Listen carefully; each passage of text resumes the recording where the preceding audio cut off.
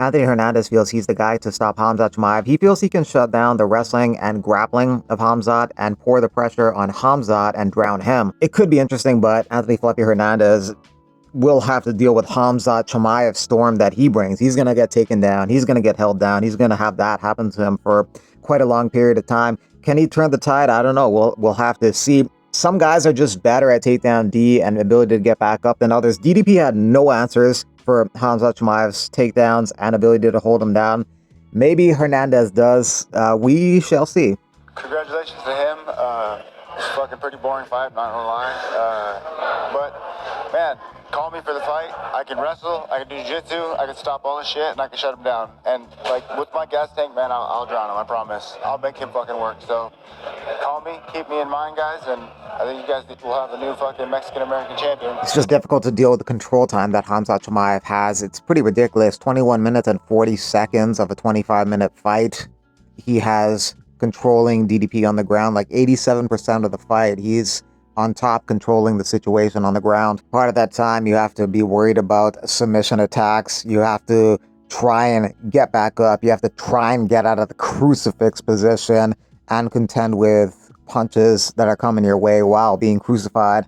Even some hardcore fans didn't like the main event at UFC 319, the way it played out. When casuals say they hate watching UFC because all the guys do is hold on to each other, the main event last night is what we're talking about. Even I, a grizzled veteran for multiple decades, nearly turned off my illegal stream out of disgust. Even hardcore fans understand holding a guy for 25 minutes and calling it wrestling is BS. The way it all played out, it was a bit of a dull performance. Dominant, but a bit dull. But to be fair to Khamzat, this is the only time that's ever happened in his career where he had somewhat of a boring fight, because the rest have been highly entertaining. Face-cranking Robert Whittaker in the first round. The Kamaru Usman fight was a really good one. Stopped Kevin Holland with a Darce choke in the first round. The Gilbert Burns fight was incredible. Li Jingliang, he stopped him in the first round with a rear naked choke. He knocked out Gerald Mearshart in 17 seconds. That was amazing. And stopped Reese McKee and John Phillips.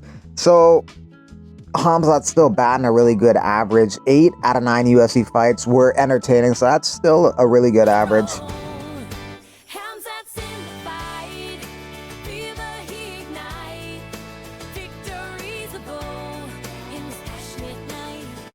There is a decent chance, though, that Khamzat takes on either Imavov or Bahayo, who fight next in September. Against Imavov, opening odds, Khamzat Chimaev minus 550 favorite, Nasruddin Imavov plus 400 underdog. It'll be tough to stop the takedowns and the ground control, so Khamzat a big favorite there. Against Caio Bahayo, future fight opening odds, Khamzat Chimaev minus 500 favorite, Bahayo plus 375 underdogs, so a bit less of a favorite against Bahayo, maybe because Bahayo has good grappling ability. Plus, he's trained extensively with Khamzat Chimaev, so he knows what to expect. He's experienced it. Does that mean he can stop it? Probably not, but maybe, who knows, so he's a little bit less of a favorite there, Khamzat is. I don't know why they came up with future fight opening odds for Michael Venom Page against Khamzat Chimaev.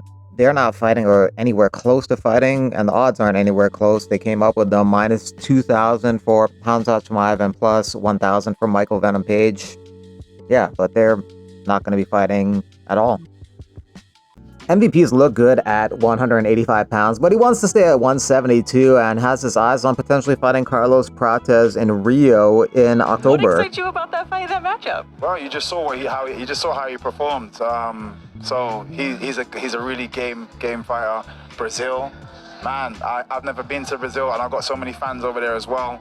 I'm sure they'll be supporting him, but I know I've got fans over there since my first fight. And I still haven't made time to go over there, so this would be a perfect reason to be in Brazil, So why not? I just want to take as many scalps as possible. I just want to keep taking. I don't care what division it is. I just want to keep taking them. I want to keep bettering myself and being even more dominant in there, and then get a belt. Lerone Murphy, after 7 straight decision victories, finally got a finish, and it was a very entertaining, exciting one. Devastating spinning back elbow knockout over Aaron Pico. Now the champ, Volkanovski, says he wants to give Lerone Murphy a title shot in December. Obviously, Lerone Murphy is down to do that. So Movsar Evloev is kind of out of the mix. He was supposed to fight Pico over the weekend, but he pulled out. So Lerone Murphy stepped up and made the most out of that opportunity, getting that big KO victory. Pico fights in a way that's so aggressive that it's kind of kill or be killed. He's either going to stop you or you're going to stop him. And on this particular instance, he got stopped. Lerone Murphy, congratulations, well done. Again, happy to see someone that I believe deserves it anyway. And to get a big finish like that, I think you've made it pretty clear. So, well done. See you soon. A lot of people are going to be like, oh, Khamzat should be there. It's like, hey, I tried. You know, I'm going to tell you right now, I tried to make that happen. I thought he deserves it. He did deserve it. He had this fight, and then I'm like, all right, you know, he's going to have to do this fight, and then he definitely gets it. And then he pulled down, and you know what the UFC's like with things like that. You know, maybe they try to push it back because they pushed the date further, and he still didn't do it. Maybe it was a serious injury. I'm not sure. I don't know what it is.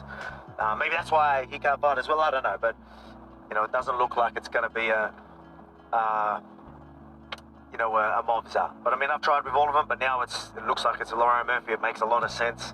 So let's do Lerone Murphy December. Sounds great. So UFC 320 main card. So Azamat Murzakanov versus Alexander Rakic moved from 321 to 320. So this is the main card for 320. Ankalaev versus Pereira headlines. Co-main Marab versus Sandhagen. Prohashka Roundtree, Rakic Murzakanov, and Magomedov versus Pfeiffer.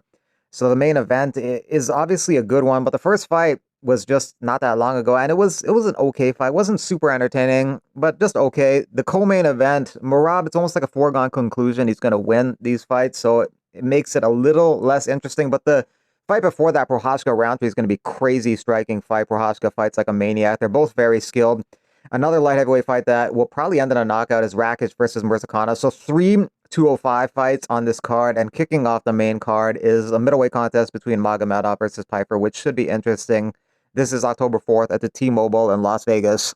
For Dominic Cruz, he thinks it's a new era of the grappler, especially with guys like Khamzat, Chimaev. But for him, it's like you're going to get taken down. You have to find a way to get back up. DDP had no answers to get back up. He was completely controlled on the ground. So for Cruz, it's like, yeah, you might get taken down, but you have to be able to get back up. Khamzat completely destroyed DDP with pure grappling. Like, he couldn't even escape one time.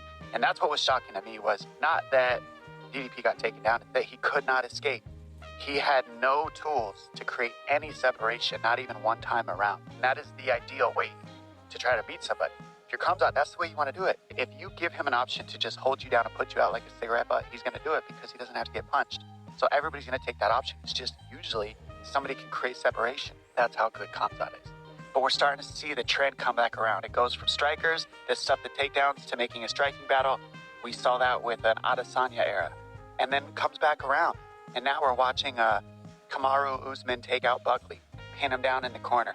We're watching a Dolidze get completely dominated by high school level wrestling, but black belt level top pressure jiu-jitsu by Hernandez.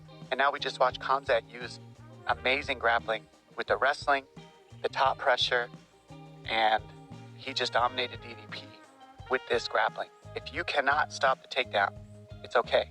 But you have to be able to get up and create space. That is the next level of mixed martial arts. It's not if you get taken down, it's when.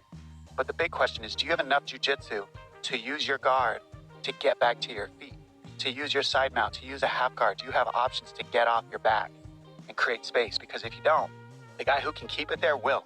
He's going to make it an easy fight because he doesn't want to get punched in the face, and that's how they're all going to go. So it's fun to watch the progression of the sport come in waves. Strikers, grapplers, but right now it's the era of the grappler, especially with Khamzat.